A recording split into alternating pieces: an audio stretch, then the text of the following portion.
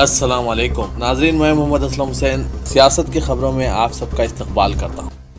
हिंदुस्तानी फिजाइया ने आज इतवार को अग्निपथ स्कीम के जरिए की जा रही नई भर्तियों की तफसीलात जारी किए हैं। ये तफसीलात एक ऐसे वक्त में जारी की गई जब पूरे मुल्क भर में नौजवान बहाली के नए अमल को वापस लेने के लिए पुरतशद्दुद एहतजाज कर रहे हैं। फिजाइया की तरफ से जारी करदा रिलीज में सर्विस से मुतालिक तमाम मालूमात दी गई है। इसमें बताया गया है कि अग्निपथ स्कीम के तहत फौज में शामिल होने वाले उम्मीदवार की अहलियत क्या होनी चाहिए, इसकी यूनिफॉर्म क्या होगी, इसकी तनख्वाह क्या होगी, इसे कितनी छुट्टियां मिलेंगी और इसकी तरबियत कैसे होगी। इसके अलावा भी बहुत सी मालूमात दी गई है ताकि नौजवान हुकूमत के नए बहाली प्लान को समझ सकें। फौज में भर्ती की अग्निपथ स्कीम के खिलाफ नाराजगी की आग ने मुल्क की कई रियासतों को अपनी लपेट में ले लिया है। कई रियासतों में नौजवानों के एहतजाज के दौरान तशद्दुद के वाक़यात भी रिपोर्ट हुए हैं। उत्तर प्रदेश से लेकर बिहार तक, मध्य प्रदेश से लेकर राजस्थान तक अग्निपथ के खिलाफ एहतजाज और मुजाहरे के दौरान तशद्दुद के मामलों के बीच अब कोचिंग का ताल्लुक सामने आया है। उत्तर प्रदेश के अलीगढ़, मध्य प्रदेश के ग्वालियर, राजस्थान के सीकर और बिहार के मसाउदी में पुलिस ने कई कोचिंग ऑपरेटर्स को गिरफ्तार किया है और कुछ को हिरासत में ले लिया है। उत्तर प्रदेश के अलीगढ़ में अग्निपथ के खिलाफ एहतजाज के दौरान तशद्दुद के सिलसिले में पुलिस ने 35 लोगों को गिरफ्तार किया है। अलीगढ़ के senior superintendent of police Kalanidhi Naithani के मुताबिक गिरफ्तार किए गए 35 अफराद में 9 कोचिंग ऑपरेटर्स भी शामिल हैं। मुजाहरे के दौरान तशद्दुद में इनके किरदार के बारे में तहकीकात की जा रही है। उन्होंने ये भी कहा कि तहकीकात के बाद हक़ाइक़ की बुनियाद पर सख्त कार्रवाई की जाएगी।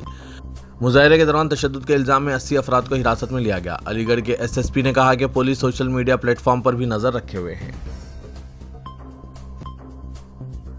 वज़ीर-ए-आज़म नरेंद्र मोदी के एक मुसलमान दोस्त भी हैं। जी हाँ, मोदी के मुसलमान दोस्त अब्बास के बारे में सोशल मीडिया पर काफ़ी चर्चा चल रहा है। वज़ीर-ए-आज़म नरेंद्र मोदी ने अपनी मां हीराबेन मोदी की 100वीं सालगिरह पर एक ब्लॉग लिखकर अब्बास का जिक्र किया था। उन्होंने कहा था कि बचपन में एक तरह से अब्बास ने हमारे घर रहकर तालीम हासिल की। हम सब बच्चों की तरह वालिदा भी अब्बास का बहुत ख्याल रखती थी। ईद पर वालिदा अब्बास के लिए अपनी पसंद के पकवान तैयार करती थी। मोदी के दोस्त अब्बास का जिक्र PM मोदी ने किया। आज तक ने अब्बास के बारे में मालूमात हासिल की। अब्बास इस वक्त ऑस्ट्रेलिया के शहर सिडनी में अपने छोटे बेटे के साथ रहते हैं। इनके 2 बेटे हैं। छोटा बेटा ऑस्ट्रेलिया और बड़ा बेटा गुजरात के गांव कासंपा में रहते हैं। अब्बास गवर्नमेंट में क्लास 2 मुलाजिम के तौर पर काम करते थे। वो फूड एंड सप्लाई डिपार्टमेंट में थे। वो चंद माह कबल रिटायर्ड हुए।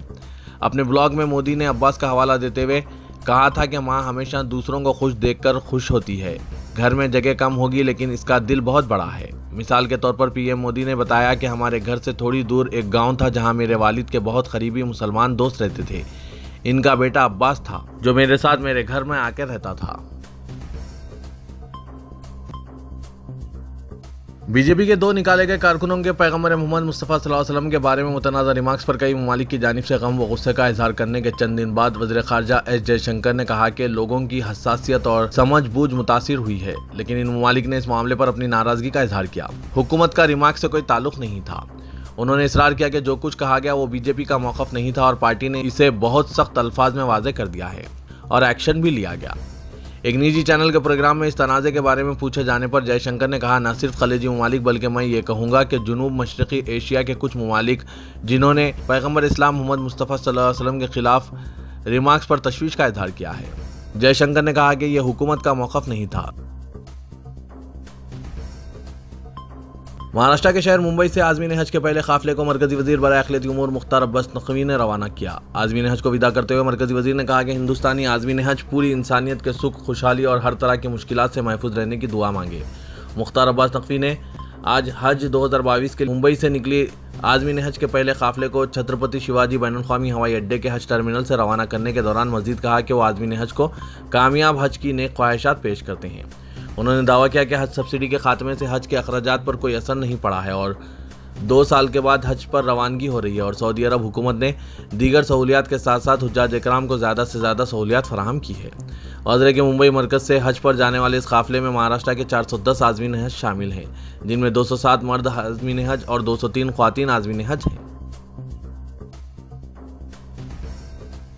बीजेपी की रुकने पार्लियामेंट प्रज्ञा सिंह ठाकुर ने शिकायत की है कि इन्हें फ़ोन पर धमकियां दी जा रही है और वो फ़ोन करने वाला खुद दाऊद इब्राहिम के भाई इकबाल कास्कर का साथी बता रहा है। सोशल मीडिया पर प्रज्ञा सिंह का एक वीडियो गश्त कर रहा है जिसमें उन्हें यह दावा करते हुए देखा गया कि इन्हें मौत की धमकियां मिल रही है और उन्होंने इस सिलसिले में TT नगर पुलिस स्टेशन में शिकायत दर्ज कराई है। वाज़ेह के कुछ दिनों से प्रज्ञा सिंह ठाकुर मीडिया से दूर है और कोई भी इनके तबसरे मीडिया में गश्त नहीं कर रहे हैं। वज़ीर-ए-आज़म नरेंद्र मोदी ने गुजरात के वडोदरा में 21,000 करोड़ रुपए के तरक्याती प्रोजेक्टों का इफ्तिताह और संग बुनियाद रखा और कहा कि वडोदरा मातृ शक्ति फेस्टिवल के लिए मौजू शहर है क्योंकि ये माँ की तरह संस्कार देने वाला शहर है। वडोदरा सखाफत का शहर है। ये शहर यहाँ आने वालों को हर तरह से संभालता है।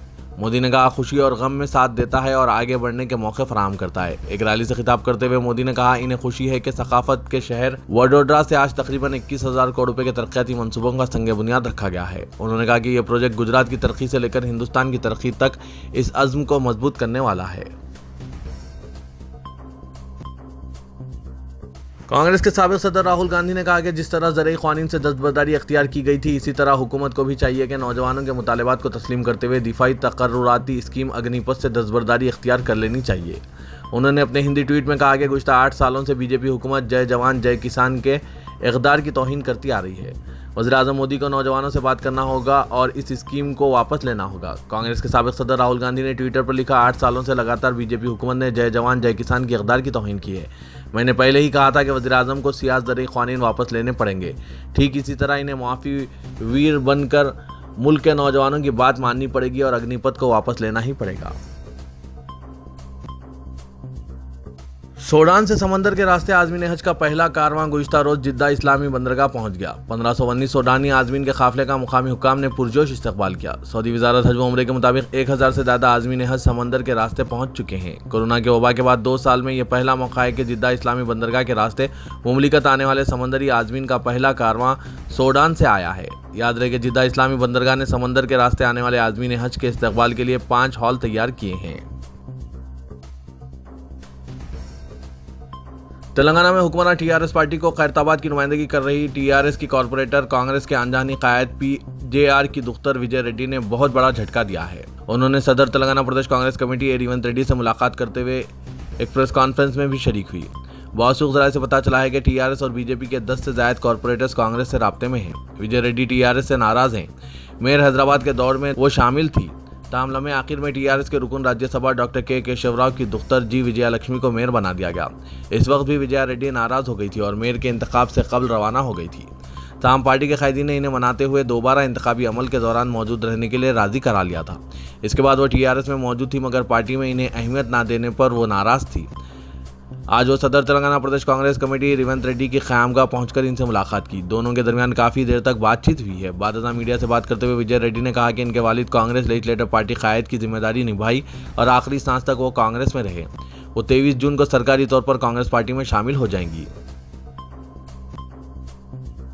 सिकंदराबाद रेलवे स्टेशन में जुमे को जो तशद्दुद और बर्बादी हुई है वो तारीख के यौम सियाह के तौर पर दर्ज हुई है। सिकंदराबाद रेलवे स्टेशन की तारीख का पहला मौका है कि अग्निपथ के एहतजाजी मुजाहिरीन ने तकरीबन 10 घंटों तक रेलवे स्टेशन को अपने कब्जे में रखा और बड़े पैमाने पर तोड़फोड़ मचाई और कई ट्रेनों के अलावा दूसरी अशिया को नुकसान पहुंचाया, जिससे 12 करोड़ रुपए के नुकसान हुए हैं और दिन भर ट्रेन की सरगर्मियों को बंद रखा गया। मुसाफिरीन जान बचाने के लिए अपने साजो सामान को छोड़कर दौड़ धूप करते देखे गए।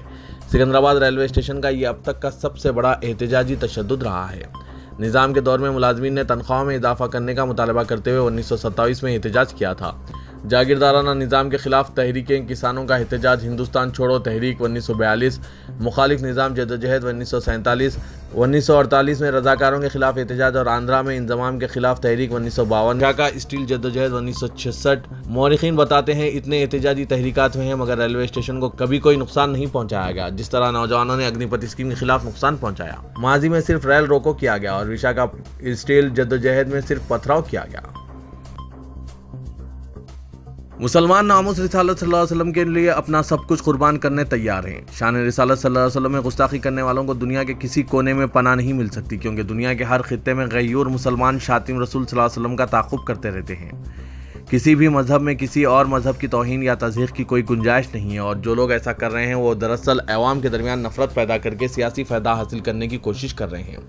चंचलगुड़ा जूनियर कॉलेज मैदान में जॉइंट एक्शन कमेटी तेलंगाना व आंध्र प्रदेश के ज़ेर एहतमाम मुनक़िदा हुर्मत रहमतुल आलमीन सल्लल्लाहु अलैहि वसल्लम के जलसे आम से खिताब के दौरान मुक़र्ररीन ने इन ख़यालात का इज़हार किया। प्रोफेसर कोदंडा राम रेड्डी ने इस अज़ीमुश्शान जलसे आम से खिताब में कहा कि दस्तूर हिंद में किसी को इस बात की इजाज़त नहीं कि वो किसी दूसरे मज़हब के मानने वाले की दिल आज़ारी करे।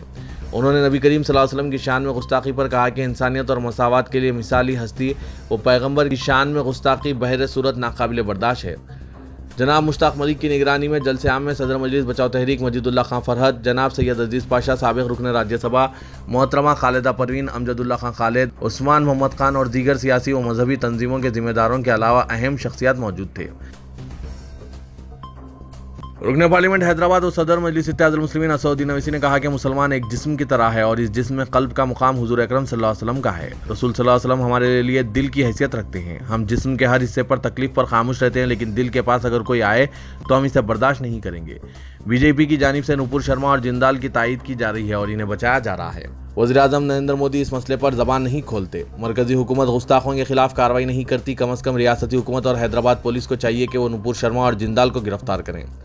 ओवैसी ने कहा कि सिर्फ FIR दर्ज करने से कुछ नहीं होगा। बहैसियत मुसलमान हम खत्म हो जाएंगे, हमारा जिस्म मिट्टी में मिल जाएगा, लेकिन हमारे दिलों से रसूल सल्लल्लाहु अलैहि वसल्लम की मोहब्बत खत्म नहीं हो सकती। असदुद्दीन ओवैसी ने कहा कि बंदूक की गोलियां इस मोहब्बत को खत्म नहीं कर सकती। इस मुल्क में नरेंद्र मोदी और योगी आदित्यनाथ के खिलाफ अगर कोई गलत बात करता है या कार्टून बनाता है तो इसे गिरफ्तार कर लिया जाता है। हिंदुस्तान के 20 करोड़ मुसलमान अपनी नबी पाक सल्लल्लाहु अलैहि वसल्लम को दिल और जान से ज़्यादा चाहते हैं। ऐसी हस्ती के बारे में गुस्ताखी करने और इनकी तौहीन करने पर गिरफ्तारी नहीं की जा रही है।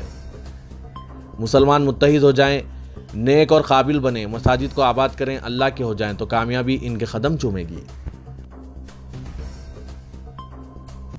हैदराबाद ट्रैफिक पुलिस की नज़र में आम शहरी के लिए तमाम कानून जरूरी है, जबकि रुकन असेंबली के लिए हर तरह की छूट है। आज बंजारा हिल्स में ट्रैफिक पुलिस गाड़ियों की जांच में मसरूफ थी। वहां गाड़ियों पर चालानात का भी पता चलाया जा रहा था। आम शहरियों के चंद एक चालानात पर या तो चालान की रकम वसूल की गई या गाड़ी जब्त कर ली गई। ताहम TRS रुकन असेंबली डी नागेंद्र की गाड़ी भी वहां पहुंची, जिसमें शायद अफराद खानदान सवार थे। गाड़ी पर 5000 के चालानात मौजूद हैं।